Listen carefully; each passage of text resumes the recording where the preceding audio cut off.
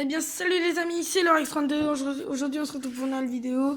Donc, aujourd'hui, je vais vous apprendre comment résoudre votre problème de joystick sur la Nintendo Switch. Alors, en particulier Nintendo Switch, je sais pas si ça peut fonctionner sur PlayStation, Xbox One, etc. Puisque sur Nintendo Switch, il y a un truc parfaitement exact.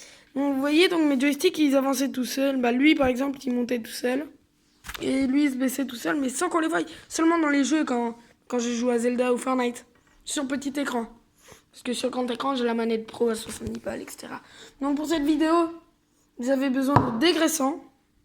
Alors moi j'ai pris du dégraissant, mais vous pouvez prendre du dégrippant, c'est la même chose. C'est juste, bah en gros les deux, ça supprime les cochonneries. Donc, attendez. Donc là, attendez, il faut que je trouve la solution. Donc voilà. Donc, vous prenez votre dégrippant ou dégraissant, vous l'ouvrez et donc là vous verrez qu'il y a un petit capuchon. Enfin, un petit capuchon. Là, vous avez une petite barre. Et bien, cette barre-là, elle va nous être très utile. Donc, regardez, sous la Nintendo Switch, en fait. Attendez. Alors, en gros, je sais pas si vous voyez bien, mais là, genre, sous la Switch, en fait, il y a un capuchon, là. Et en dessous, là, c'est là que ça s'emmagasine toute la saleté, en fait.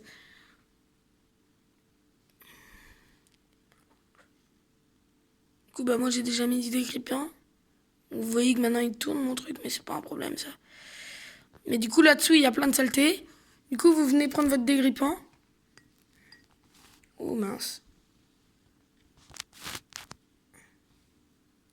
Vous venez prendre votre dégrippant. Vous allez soulever votre joystick. Prendre votre dégrippant. Vous allez venir le placer. Bah, c'est mieux de le mettre comme ça. Et vous allez mettre le placer là, là. En soulevant le capuchon, bah là, vous voyez pas bien. Et en gros, après, vous appuyez. Et après, l'astuce, vous tournez votre joystick comme ça. Vous cliquez dessus, vous le tournez, etc. Mais seulement le joystick. Ensuite, vous laissez les joysticks reposer pendant 10 minutes. Et après ces 10 minutes, eh bien, vous vérifiez. Vous allez, donc, je vais vous montrer.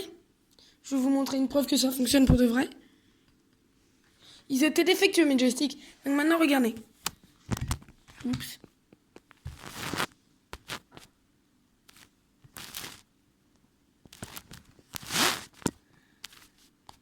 Donc là, vous prenez la Nintendo. Vous allez dans les paramètres de la console.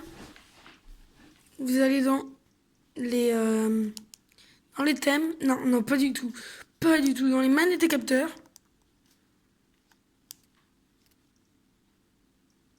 D'accord, ça voulait pas descendre. Et là, vous mettez calibrage des sticks. Vous cliquez.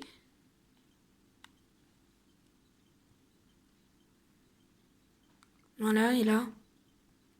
Donc là, je vous disais que ça bloquait vers le bas. Bah là, ça bloque plus.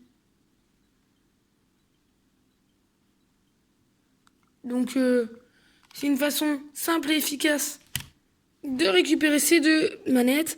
Parce que quand vous regardez des tutos où les mecs ils démontent leur truc pour juste changer le joystick, voilà quoi.